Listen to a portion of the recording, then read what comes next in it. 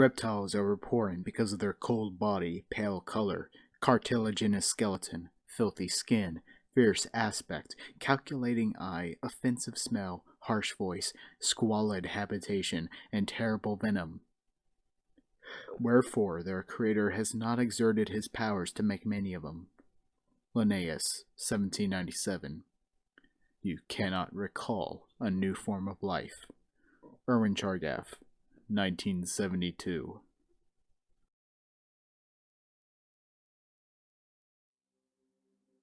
Introduction.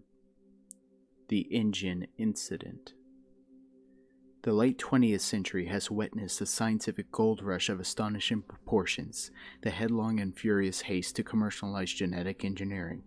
This enterprise has proceeded so rapidly, with so little outside commentary, that its dimensions and implications are hardly understood at all. Biotechnology promises the greatest revolution in human history. By the end of this decade, it will have outdistanced atomic power and computers in its effect on our everyday lives. In the words of one observer, biotechnology is going to transform every aspect of human life. Our medical care, our food, our health, our entertainment, our very bodies. Nothing will ever be the same again.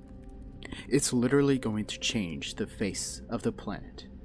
But the biotechnology revolution differs in three important respects from past scientific transformations. First, it is broad-based. America entered the atomic age through the work of a single research institution at Los Alamos. It entered the computer age through the efforts of about a dozen companies.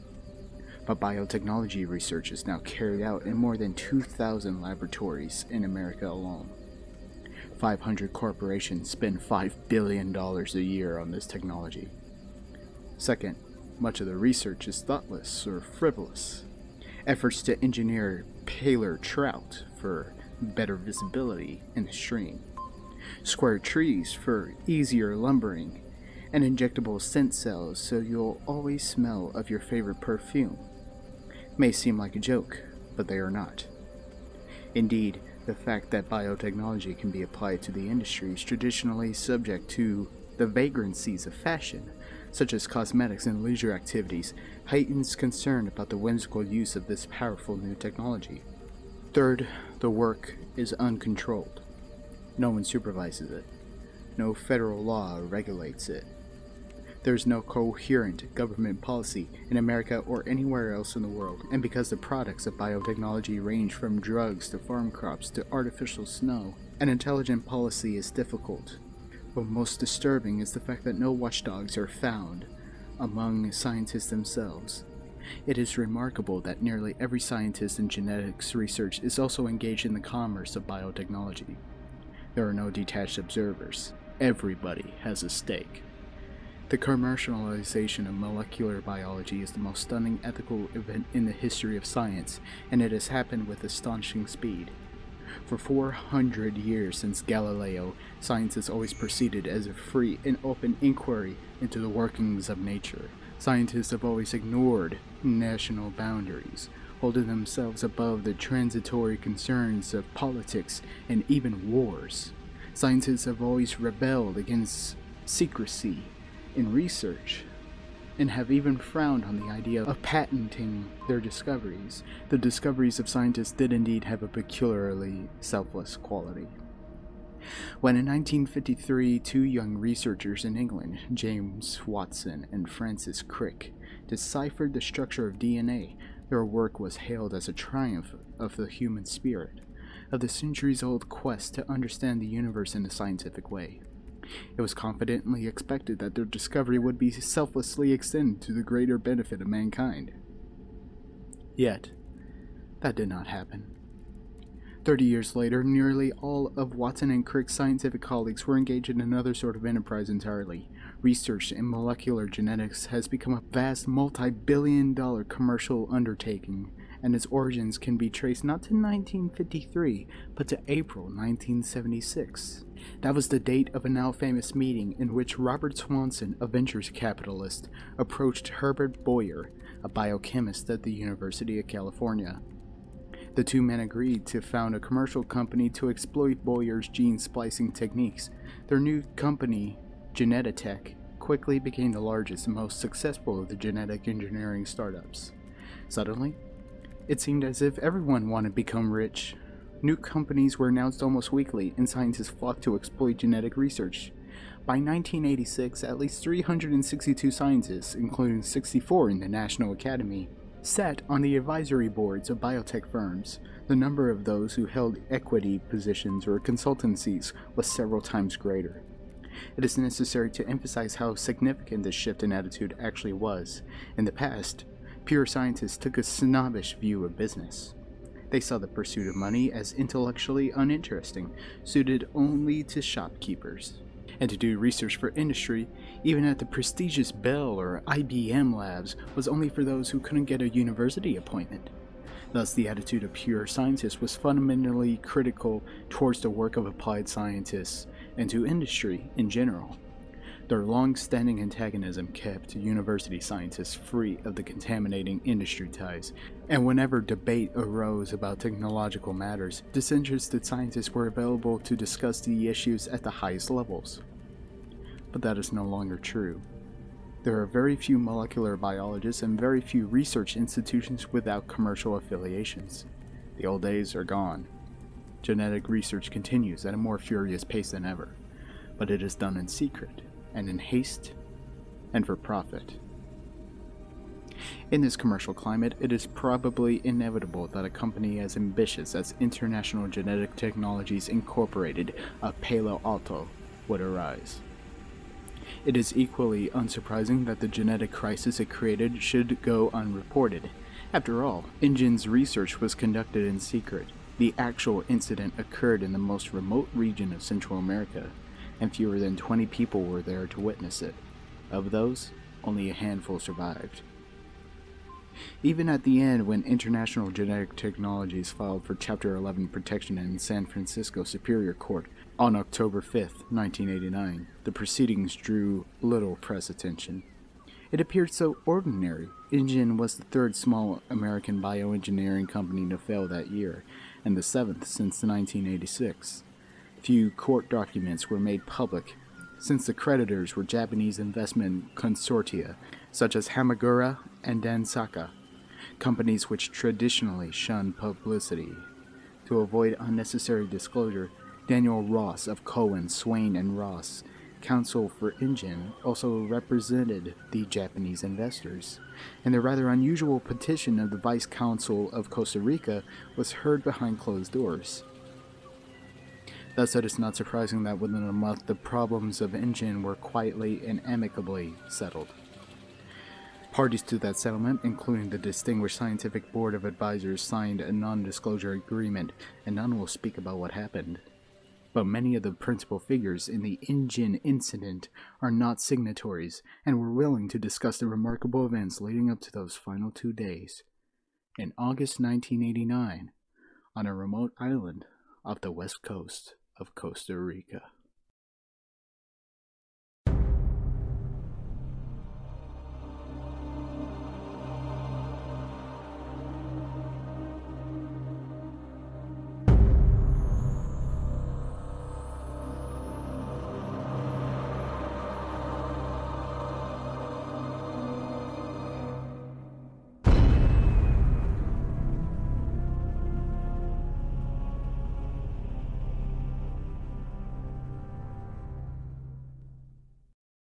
Prologue, The Bite of the Raptor. The tropical rain fell in drenching sheets, hammering the corrugated roof of the clinic building, roaring down the metal gutters, splashing on the ground in a torrent. Roberta Carter sighed and stared out the window. From the clinic she could hardly see the beach or the ocean beyond, cloaked in low fog.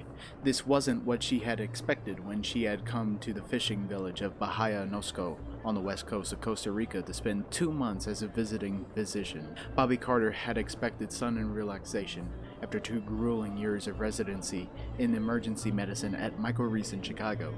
She had been in Bahia Nosco now for 3 weeks, and it had rained every day. Everything else was fine. She liked the isolation of Baja Nosco and the friendliness of its people. Costa Rica had one of the 20 best medical systems in the world, and even in this remote coastal village, the clinic was well maintained, amply supplied. Her paramedic, Manuel Aragon, was intelligent and well trained. Bobby was able to practice a level of medicine equal to what she had practiced in Chicago. But the rain, the constant, unending rain. Across the examining room, Manuel cocked his head. "Listen," he said. "Believe me, I hear it," Bobby said. "No, listen." And then she caught it. Another sound blended with the rain, a deeper rumble that felt and emerged until it was clear, the rhythmic thumping of a helicopter. She thought, they can't be flying in weather like this.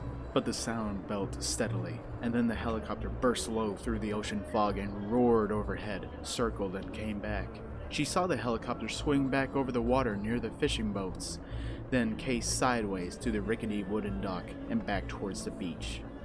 It was looking for a place to land. It was a big-bellied Sikorsky with a blue stripe on the side with the words Ingen Construction. That was the name of the construction company building a new resort on one of the offshore islands. The resort was said to be spectacular and very complicated. Many of the local people were employed in the construction, which had been going on for more than 2 years. Bobby could imagine it, one of those huge American resorts with swimming pools and tennis courts, where guests could play and drink their daiquiris without having any contact with the real life of the country. Bobby wondered what was so urgent on that island that the helicopter would fly in this weather. Through the windshield, she saw the pilot exhale in relief as the helicopter settled onto the wet sand of the beach. A uniformed man jumped out and flung open the big side door. She heard frantic shouts in Spanish, and Manuel nudged her. They were calling for a doctor.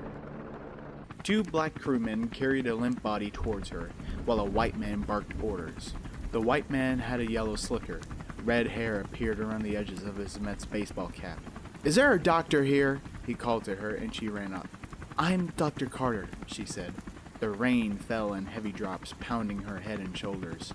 The red, halted man frowned at her. She was wearing cut-off jeans and a tank top. She had a stethoscope over her shoulder, the belt already rusted from the salt air. "Ed Regis, we got a very sick man here, doctor." "Then you better take him to San Jose," she said. San Jose was the capital, just 20 minutes away by air. "We would, but we can't get over the mountains in this weather. You have to treat him here." Bobby trotted alongside the injured man as they carried him to the clinic. He was a kid, no older than 18. Lifting away the blood-soaked shirt, she saw a big slashing rip along his shoulder and another on the leg. "What happened to him?" "Construction accident," Ed shouted. "He fell. One of the backhoes ran over him." The kid was pale, shivering, unconscious. Manuel stood by the bright green door of the clinic, waving his arm.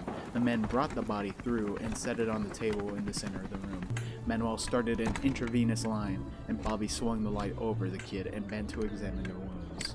Immediately, she would see that it did not look good. The kid would almost certainly die. A big tearing laceration ran from his shoulder down his torso. At the edge of the wound, the flesh was shredded. At the center, the shoulder was dislocated, pale bones exposed. A second slash cut through the heavy muscles of the thigh, deep enough to reveal the pulse of the femoral artery below. Her first impression was that his leg had been ripped open. "Tell me again about this injury," she said. "I didn't see it," Ed said. "They say the backhoe dragged him." "Because it almost looks as if he was mauled," Bobby Carter said, probing the wound. She could remember in detail patients she had seen even years before. She had seen 2 maulings. One was a 2-year-old child who had been attacked by a Rottweiler dog. The other was a drunken circus attendant who had had an encounter with a Bengal tiger. Both injuries were similar. There was a characteristic look to an animal attack. "Mauled?" Ed said. No, it was a backhoe. Believe me." Ed licked his lips as he spoke. He was edgy, acting as if he had done something wrong. Bobby wondered why. If they were using inexperienced local workmen on the resort construction, they must have accidents all the time. Manuel said, "Do you want lavage?" "Yes," she said, "after you block him." She bent lower, probed the wound with her fingertips. If an earth mover had rolled over him, dirt would be forced deep into the wound. But there wasn't any dirt, just a slippery, slimy foam, and the wound had a strange odor, a kind of rotten stench. a smell of death and decay. She had never smelled anything like it before. How long ago did this happen? An hour? Again, she noticed how tense Ed Regis was. He was one of those eager, nervous types. And he didn't look like a construction foreman, more like an executive. He was obviously out of his depth. Bobby Carter turned back to the injuries. Somehow she didn't think she was seeing mechanical trauma. It just didn't look right. No soil contamination of the wound site and no crush injury component. Mechanical trauma of any sort, an auto injury, a factory accident, almost always had some component of crushing, but here there was none. Instead, the man's skin was shredded, ripped across his shoulder and again across his thigh. It really did look like a maul. On the other hand, most of the body was unmarked, which was unusual for an animal attack. She looked again at the head, the arms, the hands. The hands. She felt a chill when she looked at the kid's hands. There were short slashing cuts on both palms and bruises on the wrists and forearms. She had worked in Chicago long enough to know what that meant. "All right," she said. "Wait outside." "Why?" Ed said, alarmed. He didn't like that. "Do you want me to help him or not?" she said, and pushed him out the door and closed it on his face. She didn't know what was going on, but she didn't like it. Manuel hesitated. "I continue to wash?" "Yes," she said. She reached for her little Olympus point and shoot. She took several snapshots of the injury, shifting her light for a better view. It really did look like bites, she thought. Then the kid groaned, and she put her camera aside and bent towards him. His lips moved, his tongue thick. "Raptor," he said. "Closer, Raptor." At those words, Manuel froze, stepped back in horror. "What does it mean?" Bobby said. Manuel shook his head. I do not know, doctor." "Los Raptor. No es español." "No?" It sounded to her like Spanish. "Then please continue to wash him." "No, doctor." He wrinkled his nose. "Bad smell." Then he crossed himself. Bobby looked again at the slippery foam streaked across the wound. She touched it, rubbing it between her fingers. It seemed almost like saliva. The injured boy's lips moved. "Raptor," he whispered. In a tone of horror, Manuel said, "It bit him." "What bit him?" "Raptor." "What's a raptor?" "It means hupia." Bobby frowned. The Costa Ricans were not especially superstitious, but she had heard the hupia mentioned in the village before. They were said to be night ghosts, faceless vampires who kidnapped small children. According to their belief, the hupia had once lived in the mountains of Costa Rica, but now inhabited the islands offshore. Manuel was backing away, murmuring and crossing himself. "It is not normal, this smell," he said. "It is the hupia." Bobby was about to order him back to work when the injured youth opened his eyes and sat straight up on the table. Manuel shrieked in terror. The injured boy moaned and twisted his head, looking left and right with wide staring eyes. Then he explosively vomited blood. He went immediately into convulsions, his body vibrating, and Bobby grabbed for him, but he shuddered off the table onto the concrete floor. He vomited again. There was blood everywhere. Ed opened the door, saying, "What the hell's happening?" And when he saw the blood, he turned away, his hand to his mouth. Bobby was grabbing for a stick to put in the boy's clenched jaws, but even as she did, she knew it was hopeless. And with a final spastic jerk, he relaxed and lay still. She bent to perform mouth to mouth, but Manuel grabbed her shoulder fiercely, pulling her back. "No," he said. "The hupia will cross over." "Manuel, for God's sake, no!" He stared at her fiercely. "No. You do not understand these things." Bobby looked at the body on the ground and realized it didn't matter. There was no possibility of resuscitating him. Manuel called for the men, who came back into the room and took the body away. Ed appeared, wiping his mouth with the back of his hand, muttering, "I'm sure you did all you could." And then she watched as the men took the body away, back to the helicopter, and it lifted thunderously up into the sky. "It is better," Manuel said. Bobby was thinking about the boy's hands. They had been covered with cuts and bruises in the characteristic pattern of defense wounds. She was quite sure he had not died in a construction accident. He had been attacked, and he had held up his hands against his attacker. "Where's this island they come from?" she asked. "In the ocean, perhaps 120 miles offshore. Pretty far for a resort," she said. Manuel watched the helicopter. "I hope they never come back." Well, she thought, at least she had pictures. But when she turned back to the table, she saw that her camera was gone. The rain finally stopped later that night. Alone in the bedroom behind the clinic, Bobby thumbed through her tattered paperback Spanish dictionary. The boy had said raptor, and despite Manuel's protests, she suspected it was a Spanish word. Sure enough, she found it in her dictionary. It meant ravisher or abductor. That gave her pause. The sense of the word was suspiciously close to the meaning of hupia. Of course, she did not believe in the superstition, and no ghost had cut those hands. What had the boy been trying to tell her? From the next room, she heard groans. One of the village women was in the first stage of labor, and Elena Morales, the local midwife, was attending her. Bobby went into the clinic room and gestured to Elena to step outside for a moment. "Elena? See, doctor? Do you know what is a raptor?" Elena was gray-haired and 60, a strong woman with a practical no-nonsense air. In the night, beneath the stars, she frowned and said, "Raptor? Yes, you know this word?" "See," Elena nodded. "It means a person who comes in the night and takes away a child." "A kidnapper, yes. A hupia." Her whole manner changed. "Do not say this word, doctor." "Why not?" "Do not speak of hupia now," Elena said firmly, nodding her head towards the groans of the laboring woman. "It is not wise to say this word now." "But does a raptor bite and cut his victims?" "Bite and cut?" Elena said, puzzled. "No, doctor, nothing like this. A raptor is a man who takes a new baby." She seemed irritated by the conversation, impatient to end it. Elena started back towards the clinic. "I will call to you when she is ready, doctor. I think 1 hour more, perhaps 2.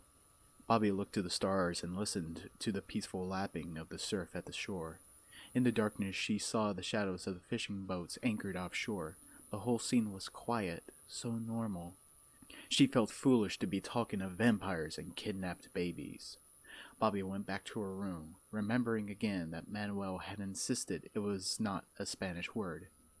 Out of curiosity, she looked in the little English dictionary, and to her surprise she found the word there too. Raptor, noun, derivative of Latin, raptor, plunderer, raptus, bird of prey.